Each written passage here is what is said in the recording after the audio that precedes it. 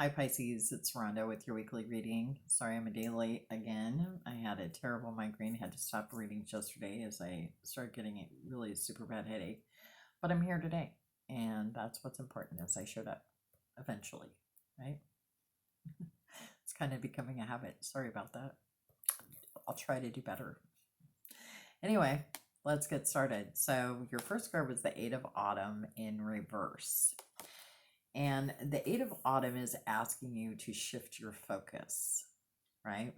Really to step back and assess where your focus is right now and where your focus should be, right?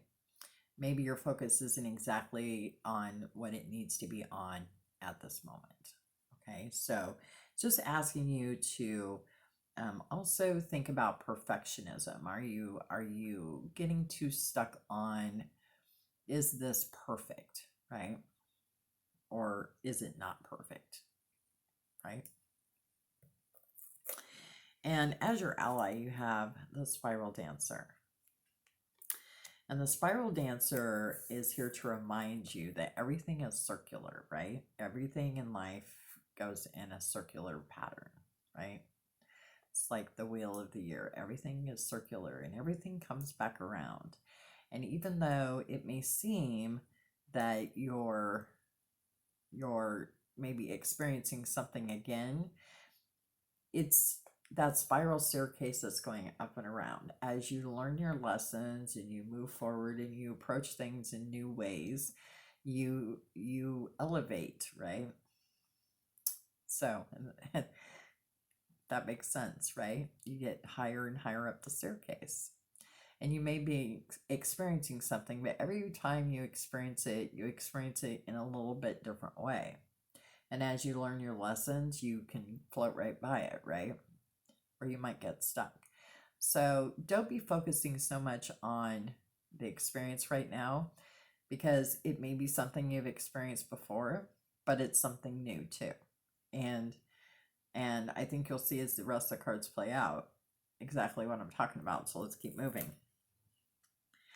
So then you got the Three of Autumn, which is all about following your passion, right?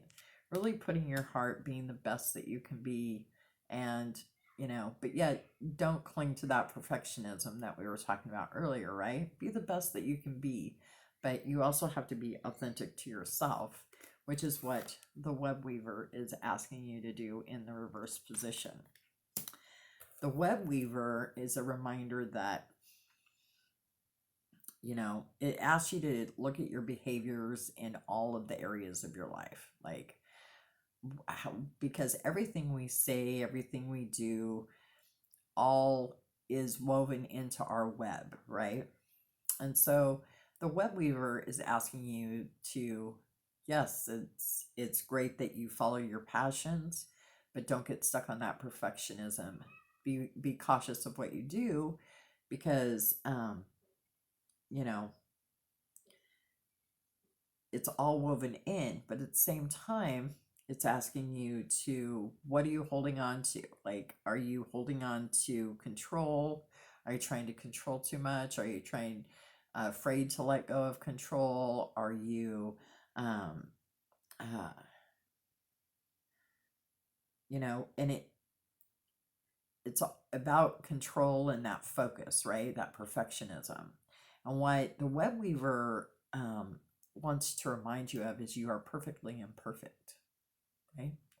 And to stand in that power instead of, you know, instead of focusing on like trying to control everything, realizing that everything is perfectly imperfect, whether it's you or someone else or the situation that you're in, right? And also to do things differently, right? To come at it from a different angle. We talked about this with the Spiral Dancer, right? How when we come around with things and we come around another time, think about, if you did what you, and the saying is, if you did what you did, then you get what you got, right? So think about that. So, we come to a lesson in life, and this is how this situation happened, and this is how we handled it. Well, if that situation comes up again and we didn't learn our lesson and we try to handle it in the same way, we're going to have the exact same result. And if it was a bad result, it's going to be a bad result again, right? Because we have to learn our lessons. And so, really pay attention to shifting that focus. It goes back to the first card, shifting that focus, right? Reassessing what you're focusing on and shifting that and seeing how you can come up along that situation differently. And I think this resolves around relationships because you then got the Two of Summer, which is about, if you're in a relationship, and this could be a partnership, relationship, any type of relationship, whether it's romantic, business, family, but I believe it's around family relationships is where I'm led with this. But it's about, the Two of Summer is about problems being resolved and things getting better. But I think it's going to happen when we shift that focus, right? And also, as an ally, you have the resting tree, which is about patience. It's about stillness. It's about not forcing it, right? Just sitting back and having patience and just be still for a bit and rest and not engage in the fight, right? Not engage in that dynamic. If there's a strong, off balance dynamic going on right now, it's going to get better, but you just need to step back and have patience, look at it in a different view, shift the focus. I think it's going to help out a lot. And then for your healing with the fairies card, you got family harmony. Every person in your life is affected by your beliefs and your expectations, including your family members. By drawing this card, you are counseled to hold positive and loving thoughts about anyone who seems to have irritated or hurt you. The more loving energy you send to each person, the more love will be directed back to you. Have patience. You are beginning to feel a great healing occurring in your family relationships. The fairies ask you to think of 3 reasons why you are grateful for each member of your family. If one person seems to be let's try this one more time. If one person seems to particularly frustrate you, think of 5 reasons why that person is worthy of love. Send blessings and prayers to that person, and your relationship will show immediate signs of improvement. And that's why I really think this is really all built around that familial relationships. Like, there's a lot of family stuff going on here. Okay, and then you got a solar plexus card, chakra card called Empowered Oneness. Allow yourself to see the light in others, and you will illuminate your own being. For when you hold others with deep respect, you shine the same light upon yourself. Let this light radiate from deep within you, bringing energies of power, prosperity, and courage to all who cross your path. This process becomes easy and automatic once you remember that we are all one. You are being called upon to embody unity consciousness as a source of power in the world. And the crystal for that is golden calcite, and turmeric is the herb.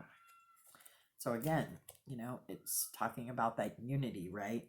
And looking at the light, just like the family harmony card, right? As if we look at our family members and we shine, we shine our light on them, that light gets reflected back to us, right? So it's about really looking at, when you look for their light, you get light, So really think about that as we're moving forward through the week. And for your intention, you get ancestral love, which again is all about family, right? I honor the wisdom of those who came before me and seek to send sweet healing medicine through my ancestral lines, backward and forward, healing those behind and ahead of me as I heal myself. My intention is to bless my line by sharing wisdom of value and supporting all original ancestral contracts through loving action. I think that's beautiful. The stone is petrified wood and the essential oil is white sage. And I think that's a beautiful intention for you as you're working through these family things. Like, that is really beautiful, right? Calling in that ancestral love. It's awesome. All right, you guys, that's all I have for you this week. I hope you have a great rest of your week. Remember how much I love you, and I'll see you next time.